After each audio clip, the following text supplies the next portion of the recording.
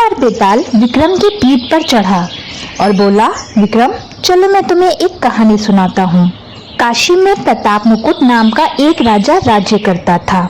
उसका व्रज मुकुट नाम का एक बेटा था। एक दिन राजकुमार दीवान के लड़के को लेकर शिकार खेलने जंगल गया। घूमते घूमते उन्हें तालाब मिला। उसके पानी में कमल खिले थे और हंस किलोल कर रहे थे। किनारों पर घने पेड़ थे जिन पर पक्षी चहचहा रहे थे। दोनों मित्र वहां रुक गए और तालाब के पानी में मुंह हाथ धोकर ऊपर महादेव के मंदिर पर गए। घोड़ों को उन्होंने मंदिर के बाहर बांध दिया। वो मंदिर में दर्शन करके बाहर आए तो देखते क्या है कि तालाब के किनारे राजकुमारी अपनी सहेलियों के साथ स्नान करने आई है। दीवान का लड़का तो वहीं एक पेड़ के नीचे बैठा रहा, पर राजकुमार से ना रहा गया। वो आगे बढ़ गया। राजकुमारी ने उसकी ओर देखा तो वो उस पर मोहित हो गया। राजकुमारी भी उसकी तरफ देखती रही। फिर उसने क्या किया कि जूड़े में से कमल का फूल निकाला, कान से लगाया, दांतों से कुतरा, पैर के नीचे दबाया और फिर छाती से लगाया और अपनी सखियों के साथ चली गई। उसके जाने पर राजकुमार निराश होकर अपने मित्र के पास आया और सब हाल सुनाकर बोला, मैं इस राजकुमारी के बिना नहीं रह सकता, पर मुझे ना तो उसका नाम मालूम है ना ठिकाना, वो कैसे मिलेगी। दीवान के लड़के ने कहा, राजकुमार आप इतना घबराए नहीं, वो सब कुछ तो बता कर गई है। राजकुमार ने पूछा, कैसे? वो बोला, उसने कमल का फूल सिर से उतारकर कानों से लगाया तो उसने बताया कि मैं कर्नाटक की रहने वाली हूँ। दांत से कुतरा तो उसका मतलब था कि मैं दंतबाट राजा की बेटी हूँ। पांव से दबाने का अर्थ था कि मेरा नाम पद्मावती है और छाती से लगाकर उसने बताया कि तुम मेरे दिल में बस गए हो। इतना सुनना था कि राजकुमार खुशी से फूल उठा।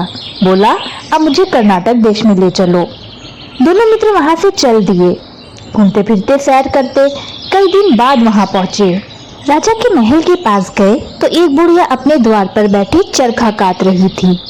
उसके पास जाकर दोनों घोड़े से उतर पड़े और बोले, माई हम सौदागर हैं, हमारा सामान पीछे आ रहा है, हमें रहने को थोड़ी सी जगह दे दो। उनकी शक्ल सूरत और बात सुनकर बुढ़िया के मन में ममता उमड़ आई। बोली, बेटा तुम्हारा घर है, जब तक जी में आए रहो। दोनों वहीं ठहर गए। दीवान के बेटे ने उससे पूछा, माई तुम क्या करती हो, तुम्हारे घर में कौन कौन है, तुम्हारी गुजर कैसे होती है?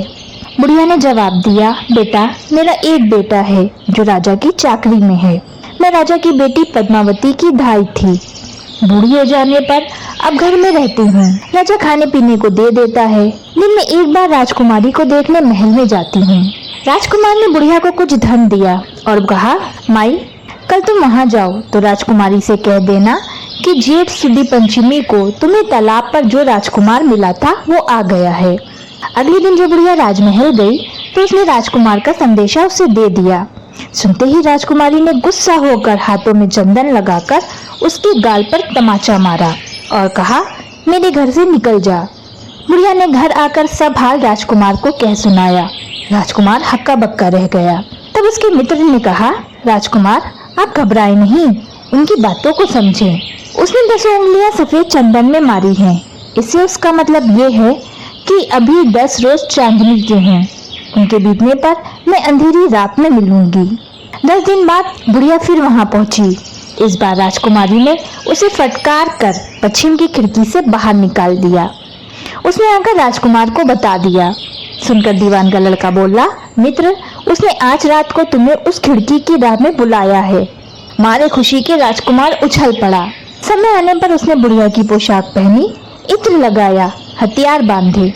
दोपहर रात बीतने पर वो महल में जा पहुंचा और खिड़की में से होकर अंदर पहुंच गया। राजकुमारी वहां तैयार खड़ी थी। वो उसे भीतर ले गई। अंदर की हाल देखकर राजकुमार की आंखें खुल गईं। एक से बढ़कर एक चीज थी। रात भर राजकुमार राजकुमारी के साथ रहा। जैसे ही दिन निकलने को आया, राजकुमारी ने राजकुमार को छुपा दिया और रात होने पर फिर बाहर निकाल लिया। इस तरह कई दिन बीत गए। अचानक एक दिन राजकुमार को अपने मित्र की याद आई। उसे चिंता हुई कि पता नहीं उसका क्या हुआ होगा। उदास देखकर राजकुमारी ने कारण पूछा तो उसने बता दिया। बोला, वो मेरा बड़ा प्यारा दोस्त है, बड़ा चतुर है, उसकी होशियारी से ही तो तुम मुझे मिल पाई हो। राजकुमारी ने कहा, मैं उसके लिए बढ़िया बढ़िया भोजन बनवाती हूँ, तुम उसे खिलाकर तसल्ली देकर लौट आना। खाना साथ में लेकर राजकुमार अपने मित्र के पास पहुंचा। वो महीने भर से नहीं मिले थे। राजकुमार ने मिलने पर सारा हाल सुनाकर कहा कि राजकुमारी को मैंने तुम्हारी चतुराई की सारी बातें बता दी हैं, तभी तो उसने ये भोजन बनाकर भेजा है। दीवान का लड़का सोच में पड़ गया। उसने कहा, ये तुमने अच्छा नहीं किया। राजकुमारी समझ गई कि जब तक मैं हूँ वो तुम्हें अपने बस में नहीं रख सकती, इसीलिए उसने इस खाने में जहर मिला के भेजा है। ये कहकर दीवान के लड़के ने थाली में से एक लड्डू उठाकर कुत्ते के आगे डाल दिया। खाते ही कुत्ता मर गया। राजकुमार को बड़ा बुरा लगा। उसने कहा, ऐसी स्त्री से भगवान बचाए, मैं अब उसके पास नहीं जाऊंगा। दीवान का बेटा बोला, नहीं, अब ऐसा उपाय करना चाहिए जिससे हम उसे घर ले चलें। आज रात को तुम वहां जाओ, जब राजकुमारी सो जाए तो उसकी बाई जांघ पर त्रिशूल का निशान बनाकर उसके गहने लेकर चले आना। राजकुमार ने ऐसा ही किया। उसके आने पर दीवान का बेटा उसे ले योगी का भेष बना मरघट में जा बैठा और राजकुमार से कहा कि तुम ये गहने लेकर बाजार में बेच आओ। कोई पकड़े तो कह देना कि मेरे गुरु के पास चलो और उसे यहाँ ले आना। राजकुमार गहने लेकर शहर गया और महल के पास एक सुनार को उन्हें दिखाया। देखते ही सुनार ने उसे पहचान लिया और कोतवाल के पास ले गया। कोतवाल ने पूछा तो उससे कह दिया कि ये मेरे गुरु ने मुझे दिए हैं। गुरु को भी पकड़वा लिया गया। सब राजा के सामने पहुँचे। राजा ने पूछा, योगी महाराज, ये गहने आपको कहाँ से मिले? योगी बने दीवान के बेटे ने कहा, महाराज, मैं एक जगह मंत्र पढ़ रहा था, तभी डाकिनी आई, मेरी उससे मुठभेड़ हुई। मैंने उसके गहने उतार लिए और उसकी बाई जांघ में त्रिशूल का निशान बना दिया। ये सुनकर राजा महल में आया और उसने रानी से कहा कि पद्मावती की बाई जांघ पर देखो कि त्रिशूल का निशान तो नहीं है। रानी ने देखा तो त्रिशूल का निशान था। राजा को बड़ा दुख हुआ। बाहर आकर वो योगी को एक ओर ले जाकर बोला, महाराज, धर्मशास्त्र में खोटी स्त्री के लिए क्या दंड है? योगी ने जवाब दिया, राजन, अपने आश्रय में रहने वाले से कोई खोटा काम हो जाए तो उसे देश निकाला दे देना चाहिए। ये सुनकर राजा ने पद्मावती को डोली में बिठाकर जंगल में छुड़वा दिया। राजकुमार और दीवान का बेटा तो ताक में ही बैठे थे। राजकुमारी को अकेली पाकर साथ ले अपने नगर में लौट आए और आनंद से रहने लगे। इतनी बात सुनकर बेताल बोला, राजन, ये बताओ कि पाप किसको लगा? राजा ने कहा, पाप तो राजा को लगा। दीवान के बेटे ने तो अपने स्वामी का काम किया। कोतवाल ने राजा को कहना माना और राजकुमार ने अपना मनोरथ सिद्ध किया। राजा ने पाप किया जो बिना विचारे उसे देश निकाला दे दिया।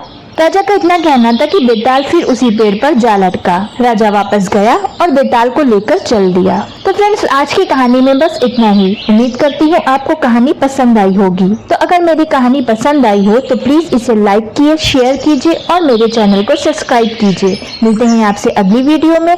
तब तक के लिए बाय बाय फ्रेंड्स।